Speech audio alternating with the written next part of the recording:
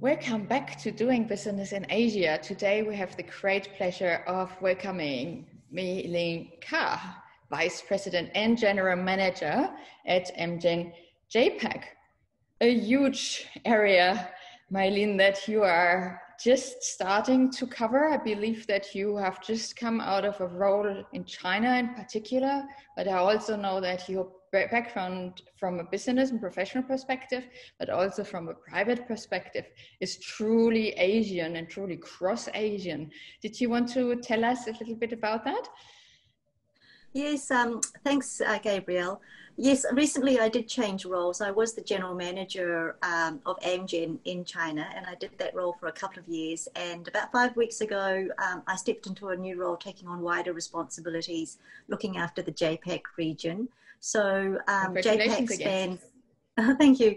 JAPAC spans from Japan, China, Asia down to Australia and New Zealand. So that's our geography, and it includes India as well, even though we have a very small footprint there. So we've got about 2,000 employees in our region. So it's a big scope, but it's something that I've been aspiring to achieve in my career. So it's a positive step for me, and I appreciate your kind thoughts. So my background, definitely, I like to think of myself as a true child of the region. And when we think about JAPAC or Asia Pacific, it's such a diverse region. And my background really reflects, I suppose, the trend of the last, I don't know, half century around, what's happening with our world. So I was born in Vietnam, ethnically Chinese and Vietnamese. And when I was about 6, the Vietnamese War ended, and we were one of the very first refugees to leave Vietnam. We were one of the boat people. We ended up being taken in by New Zealand, and I grew up from the age of 8 in New Zealand. And so I went to school in New Zealand, went to university in New Zealand, got my first job in New Zealand, and I joined industry after I graduated from university. I worked for a building conglomerate and then went into pharmaceuticals in my mid-20s, and I've been there ever since.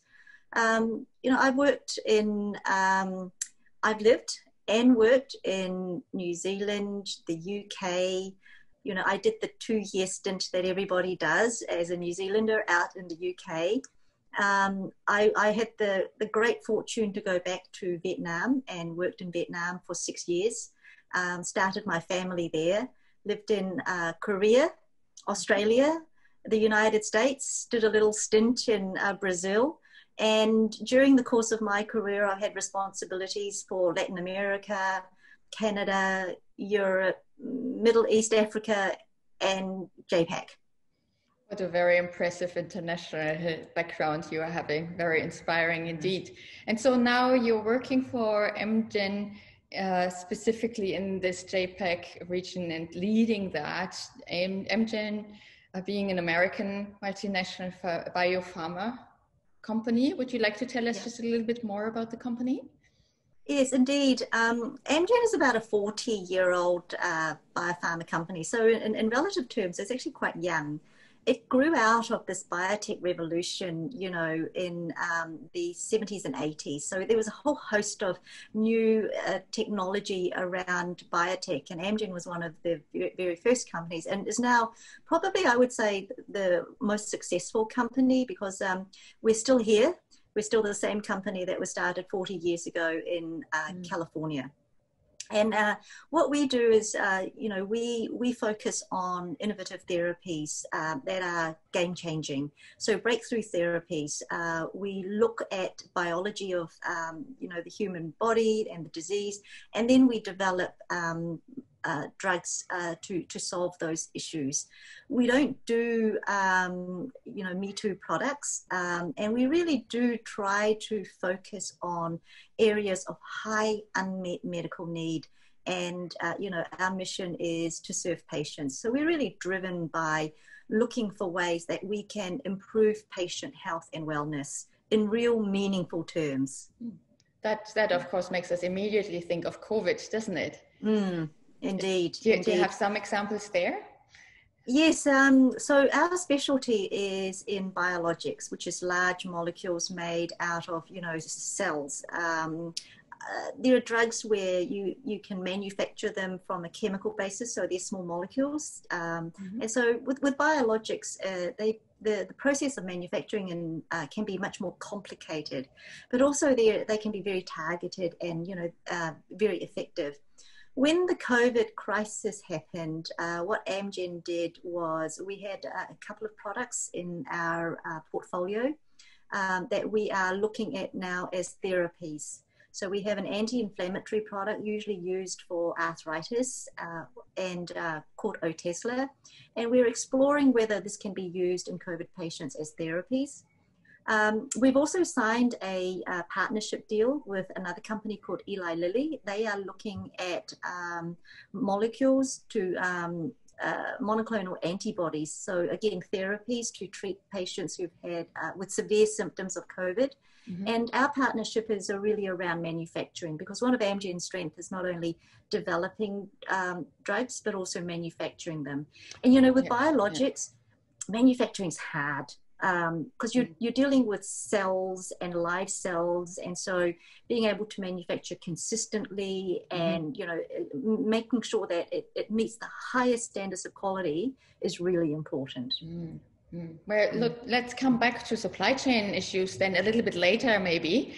That seems to be a very relevant topic here indeed. But let's just look back at, so we have here an American company with a very strong footprint across Asia. When did all of that start, and how would you define this footprint across Asia? What can you tell us about it? It's a really interesting story with Amgen, because Amgen is predominantly, a US centric company. Back in, say, the 2010s, Amgen had the US business, and then it had rest of world. And then, it went and sort of it had Europe as another region. And interestingly enough, under our current CEO, he's actually a very visionary CEO. And he said, if we want to serve patients, and this is our mission, it has to be patients, in the rest of the world as well. So we actually have a strategy of international expansion. So from about 2012 onwards, we really focused on expanding in the emerging markets, regions such as Latin America and also Asia and JAPAC. So in 2014, we stood up our JAPAC region, and since then, we've been able to stand up 8 subsidiaries, affiliates as we call them, across 13 geographies. And we are really trying now to, establish a presence. It is hard when you are new to the business, because you need a portfolio and you need time. It does take a long time. And when you look at the region, and you see the pharma companies that are very strong, it's because they've been here for a long time and they have held on to investments despite the economic swings, that you see as part of our region. Very interesting. And so the subsidiaries that you have across Asia are wholly owned, I would imagine. Which one is sort of taking the lead on a regional level? So which one would you be normally based at? Yeah, actually, we have our headquarters in Hong Kong, and the way that we think, and I think about our region, is a portfolio of affiliates. Our most mature affiliate is right here in Australia. Australia was started, 40 years ago. So it's had the time to really mature and build strong capabilities. And so when we started the JAPAC region, it was the cornerstone of our business, because it enabled a sense of a stability and foundation for our expansion into the Asia region. Incidentally, before I was general manager of China, I was general manager of Australia as well. And before that, I was a business unit director. So, my career has progressed with Amgen. So we start with Australia, and that kind of, just holds us together. Then we have what I call, you know, the big guns in Japan and in China. And Japan and China are the second and the third largest markets for pharmaceuticals in the world after the US. So we have affiliates now in Japan and in China. We had a partnership, a JV in Japan, and this year, you know, that JV ended, and so now we have a wholly owned Amgen entity, independence as we call it in Japan, and it's doing very well. And in China, we launched our first product last year, and we just launched our second product this year, an osteoporosis treatment. So, you know, we're investing in those markets. We do want to have a significant presence in those markets. It's important to Amgen's long-term growth and business, and it's a cornerstone of you know, our strategic imperative. And then we have what I would call, you know, our tigers, so to speak.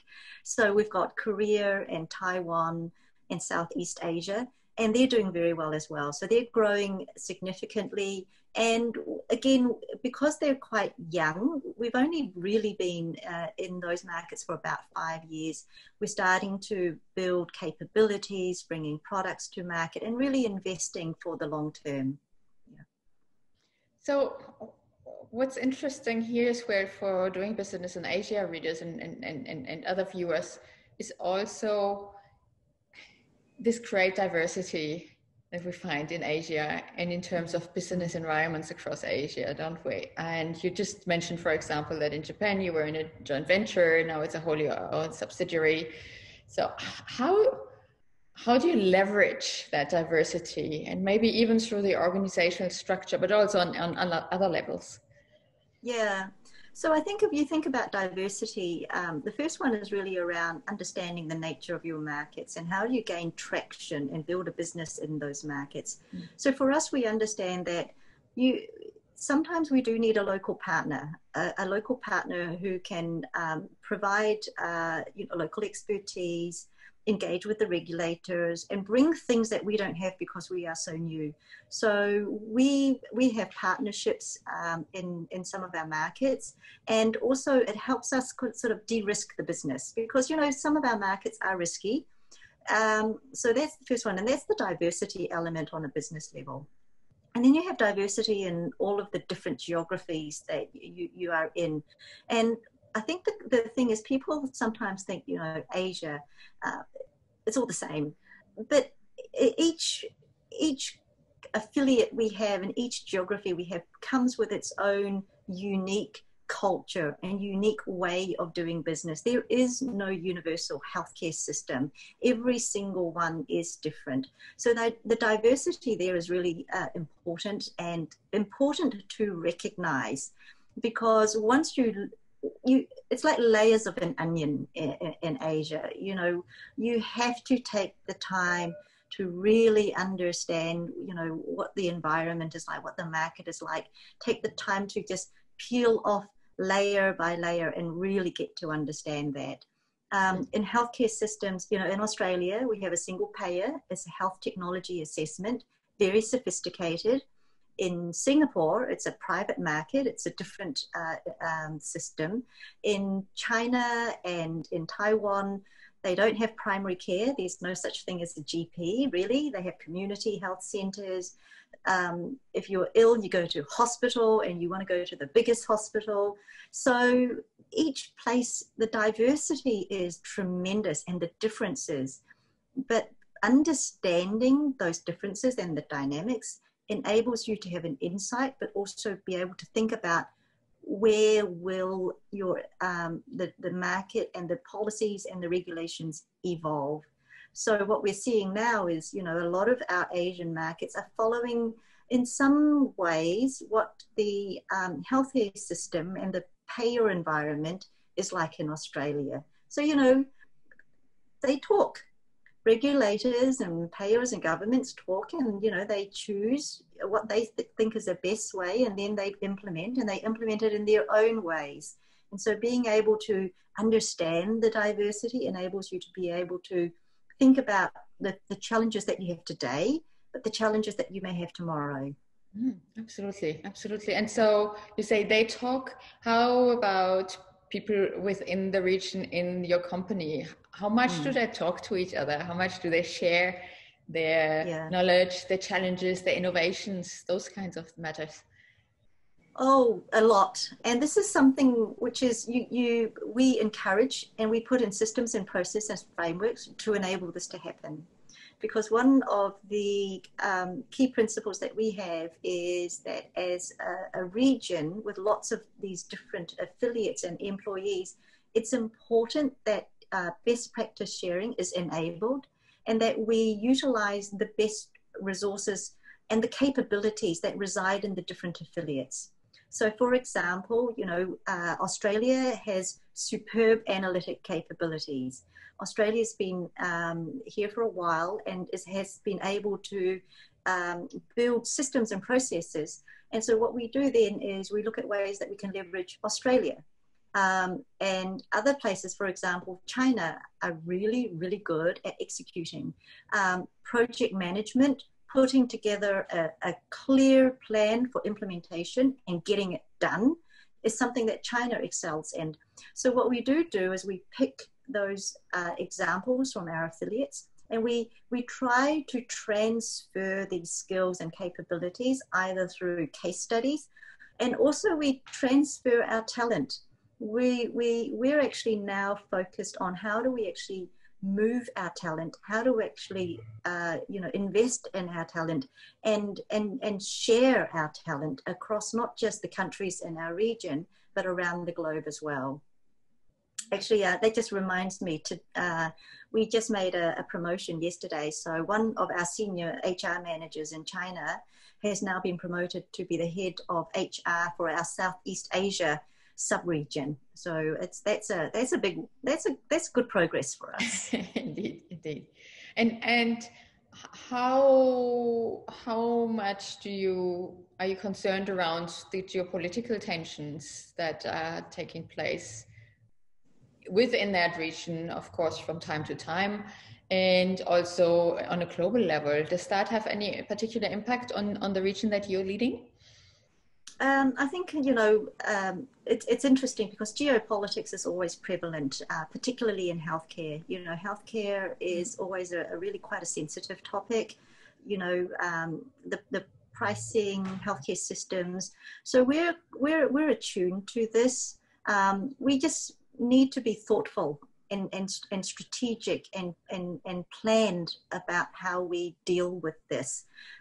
These things reside and can last for a long time.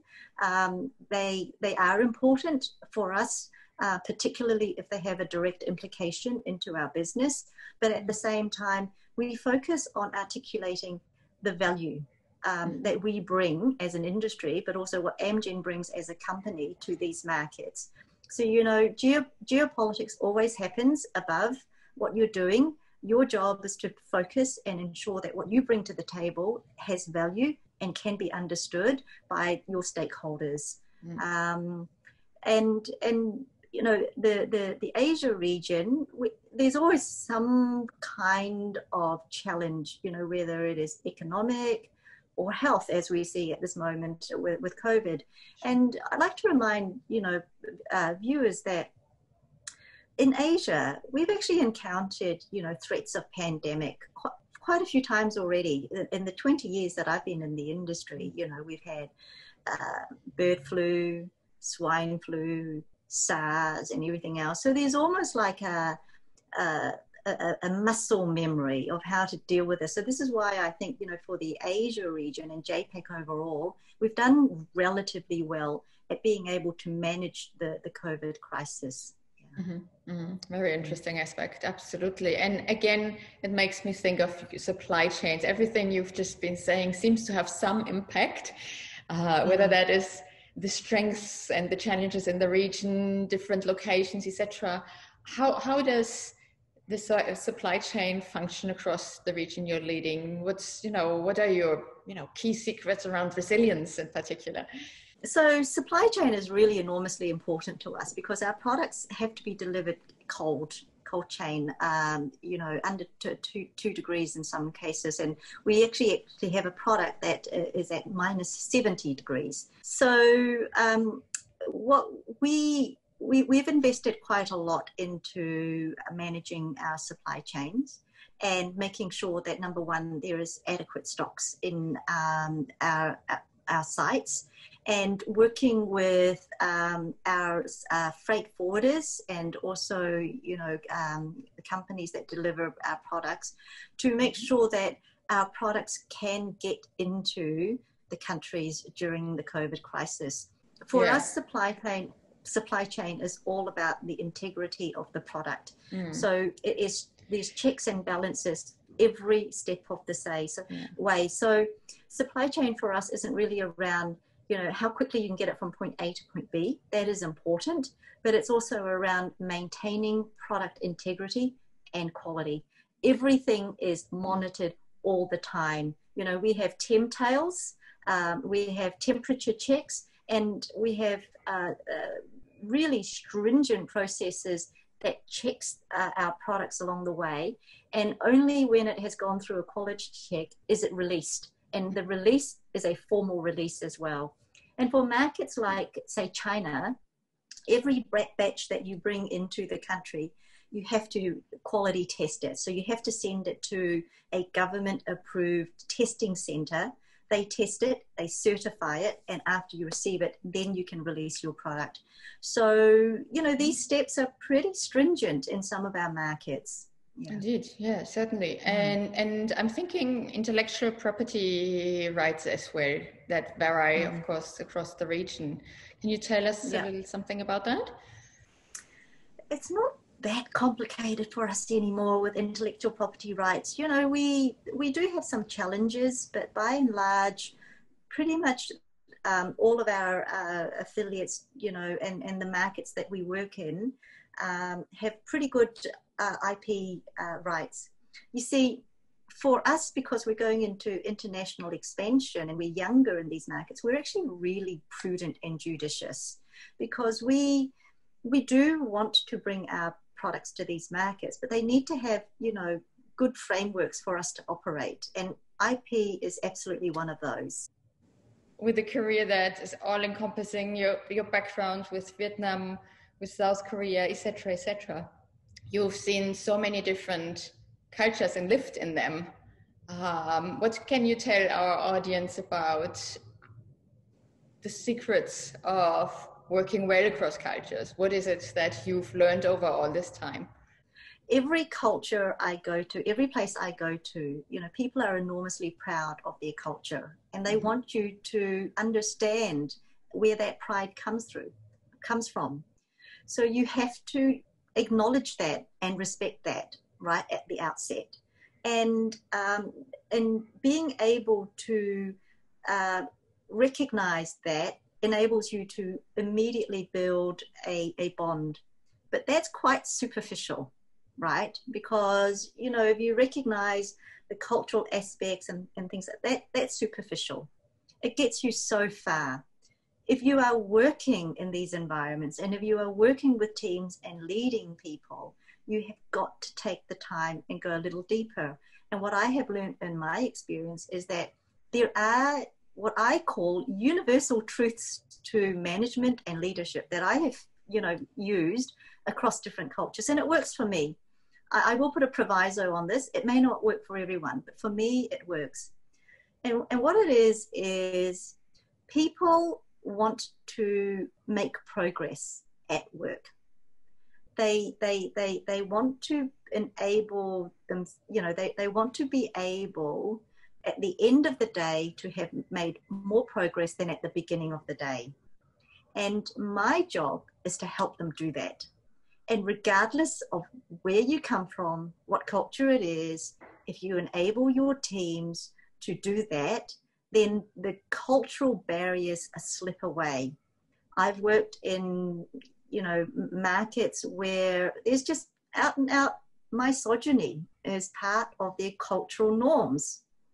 And turning up as a woman, as an Asian woman, and at a certain point in my life, a very young Asian woman in a leadership role, and managing men who were older and who had many more years under their belt, it was a challenge, but not for very long, because what people look for is, can she help me do my job?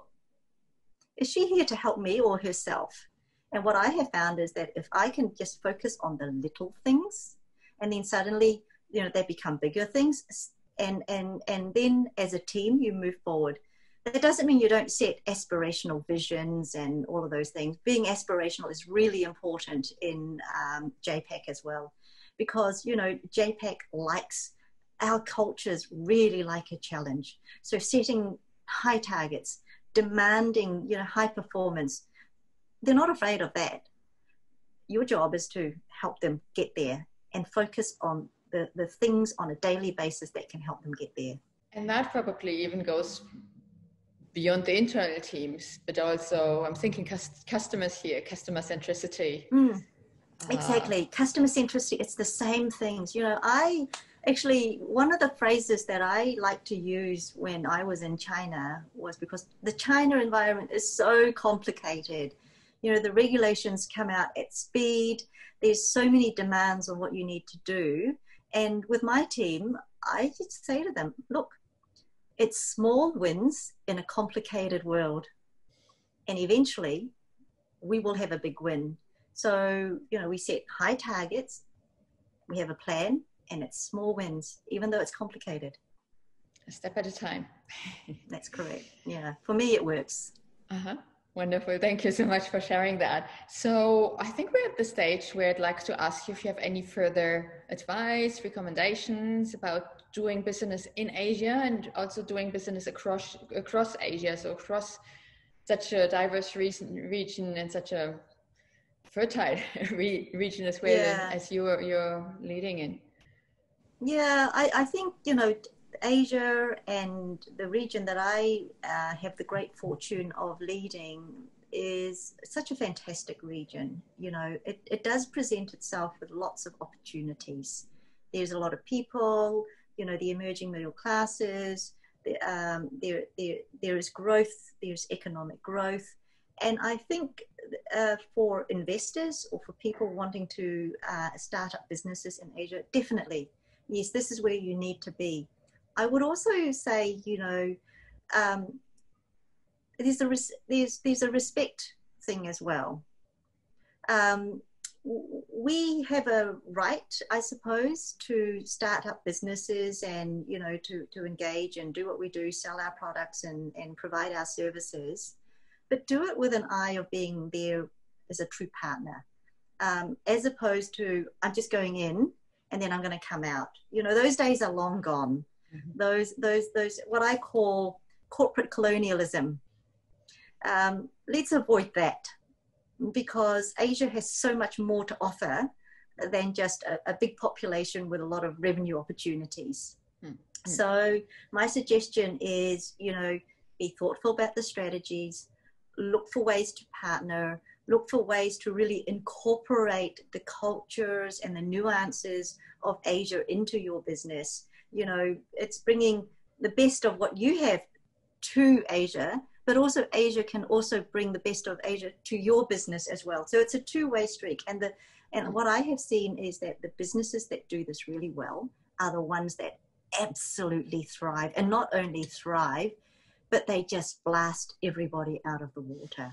And there are many, there are companies in my industry that have been here for a long time. They take an Asia first approach, they invest, they grow talent locally, they take the best ideas, they bring it back to their head office, and now they've got big businesses in Asia, but have also located their headquarters to Asia as well.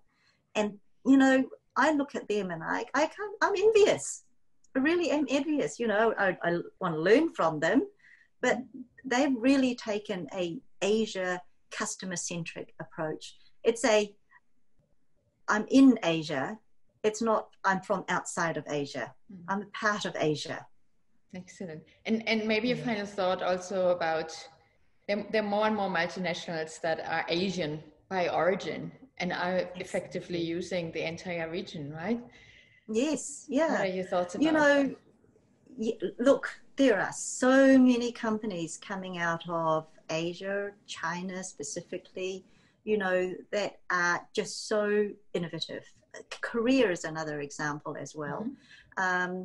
20, 30 years ago, they were very small mum and dad shops, right, working out of a garage, and suddenly they're these huge conglomerates. And you know what? The quality of their products are superb. The staff are innovative and hungry, and the innovation that they bring in digital innovation and the way they think about things is amazing. So this is something that we in Australia, I think, should also consider as well, and just look and see where the industries and where these, you know, really innovative companies are, and how they're bringing a different approach to business. Well, Linh Kha, Vice President and General Manager at Amgen all across JAPAC.